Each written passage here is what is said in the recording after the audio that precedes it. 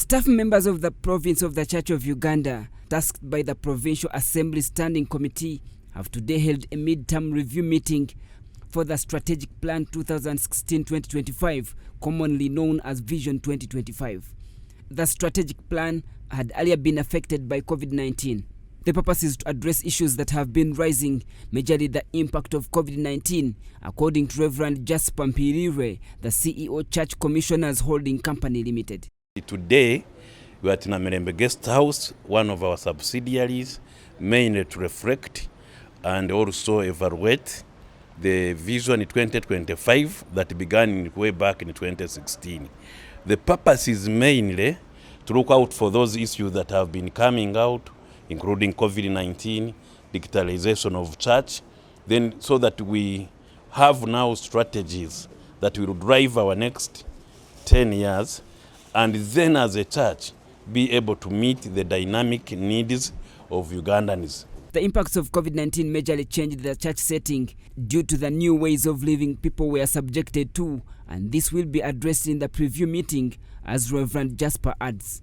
We are doing this so that we are scientific in our approach, because we have objectives which are clear. Yes, we have strategies which are clear, but since 2020, around March when COVID-19 came, church and what we call churching changed.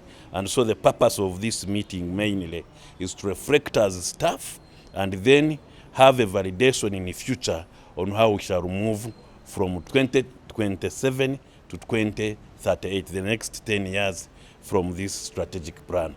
Jen Chigundu, the Human Resource Manager, notes that the strategic plan is not for the provincial offices, but for the entire province of the Church of Uganda. This plan is not only for the provincial offices, but the province of the Church of Uganda. That means now the 39 dioceses. So that's what we are reviewing with the staff. And we are hopeful that what we'll get out of it will help us develop the new strategic plan.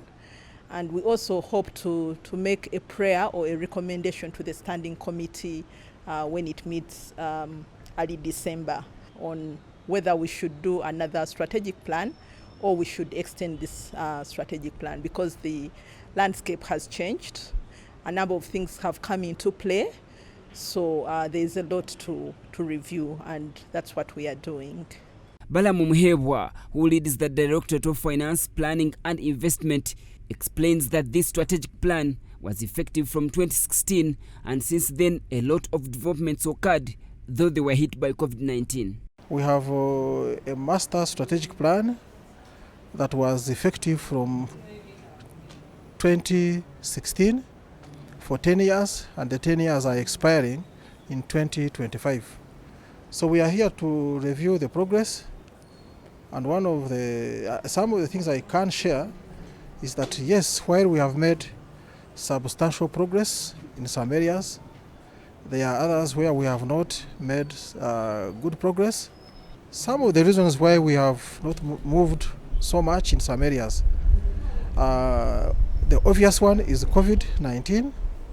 We lost 2 years, 2020 and 2021. And as you all know, the effects of COVID are still here with us, and it will take long for this to get out totally. He, however, shares a number of developments that have come up so far under this strategic plan. A good number of the dioceses have started on projects. You can call it church house, small church house in each of the dioceses. It's coming up. If you look at the residencies for our bishops, for our clergy, a good number, they are now fundamentally different. If you look at structures, worship places, look at All Saints Cathedral, look at All Saints Mbarara, look at many other places, you will see that the worship places have also fundamentally changed.